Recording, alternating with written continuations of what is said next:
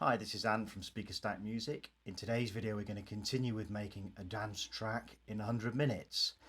In the last video we dropped in a drum kit using Ableton's Impulse instrument, and in today's video we're going to add in a wavetable sub bass using Ableton's wavetable instrument. Before we do that, I'm just going to do some quick tidying up on the other instruments that drum tracks that we put in the last video, because I think the tom track was just sounding a little bit too much. So I'm going to go into that and just roll back some of those notes a little bit. So just take those two out, and I think we'll just add in another note here. Let's just see how that sounds.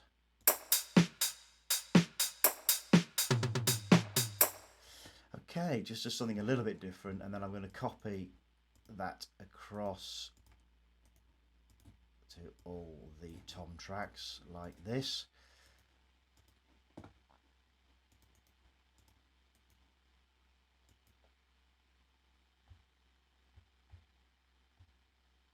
And I'm going to put some EQ on the toms as well, just to kind of position them in the frequency range, give them a little bit more space to themselves. So again, using an EQ8, dragging that across, put a high pass filter on. You don't really want anything other than the kick drum and the sub bass below 100 Hertz. And just taking those higher frequencies off as well. Just roll that off a bit. Let's just see how that sounds.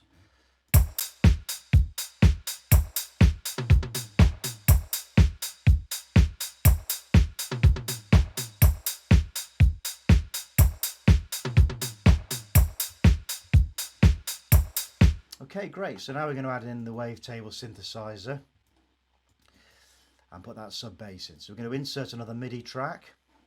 Then we're going to go to Ableton's instrument section and drop in a wavetable synthesizer. We are going to put it in mono, change the frequency to 80 Hertz because we want it in the lower frequency ranges. Keep the resonance at 0. Put the wavetable sine wave shape all the way up. And put the amp shape all the way up as well, because we really want to expand the sound. And then we want the drive sitting at about 10 decibels. I'm then going to go in and go to the audio effects section, click on saturator and drag a saturator across. Slightly increase the drive on the saturator and have the dry wet on the saturator at about 18%. Down as there. But we still need to obviously put some notes in for Ableton to play back to us. So again, we click on the track, just open up a section of music, and I'm going to increase the length of that to 4. Actually, let's keep it at 2 for the time being. That's probably all right. And again, because it's a sub bass, we need something that's going to be in the lower octave ranges. So I'm going to draw in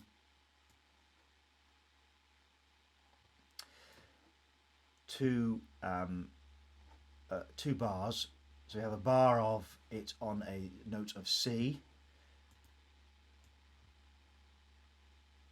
And then we're going to go up to a D sharp. And then drop down to a C again. Let's just see how that sounds.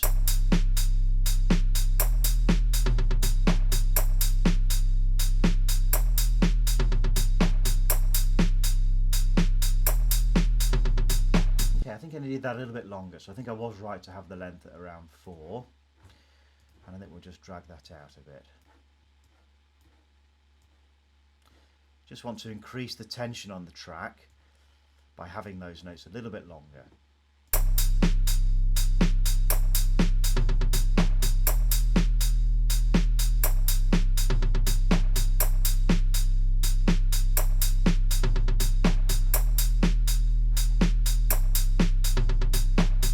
Okay, so there you go. There's a sub bass that we've added in. I'm just going to duplicate that now across the track.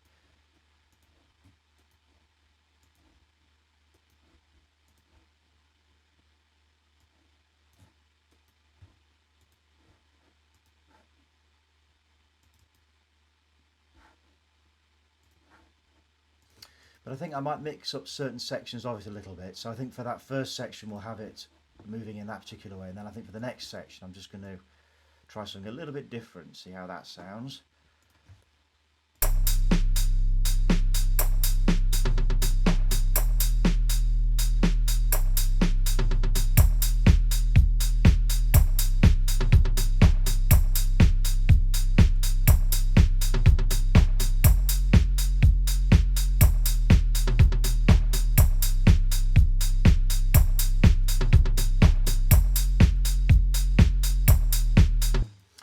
Great stuff. I'll just mix that up a little bit. Again, we're just playing around with the structure of the song at this point in time, so we're not looking for anything which we think is going to be the final version, but we're just going to play around with it. Just get a sense of how that structure might pan out.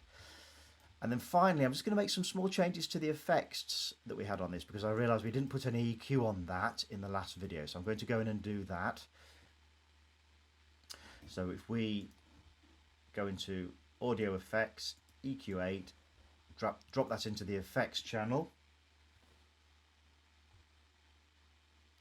and again we're going to apply a high pass filter on that, just so that we get it out of those sub frequency ranges,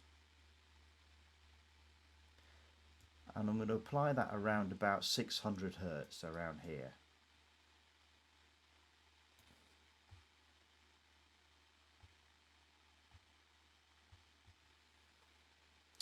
And also take the top end as well off of that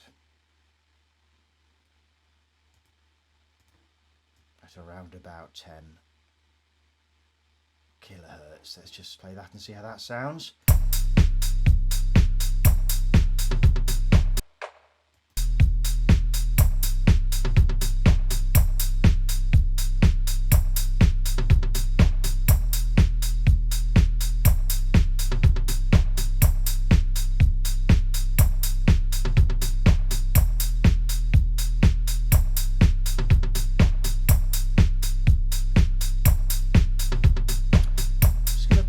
Reverb on that as well, just to give it a bit more space in the mix. Reverb's a great effect to use if you want to push an instrument back into the mix and not have it as prominent in the mix. So if you want something sitting behind some of the lead instruments, then reverb is a great way of doing that. I'm just going to apply that, just roll back the effect of that reverb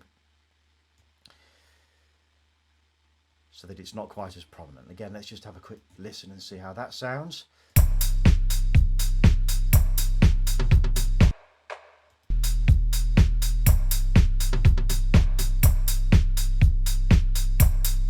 And I think we'll put a bit of delay on that as well, just to give it a bit more ambience. So we're going to go into the delay instrument.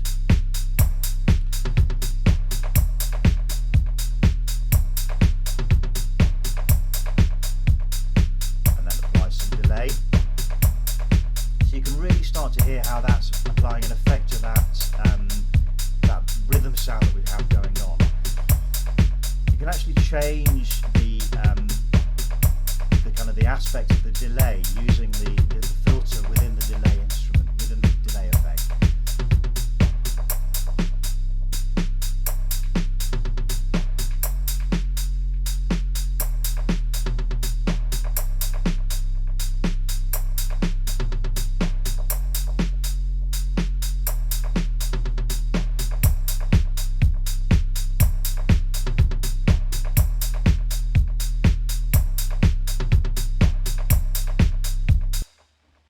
Fantastic, there you go. So that's how to add in a sub bass into a dance track using Ableton's Wavetable synthesizer.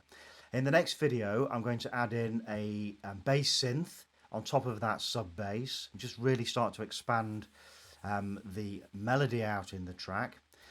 So thank you for watching. If you like the content, please like the video and subscribe to the channel, and I will see you in the next video.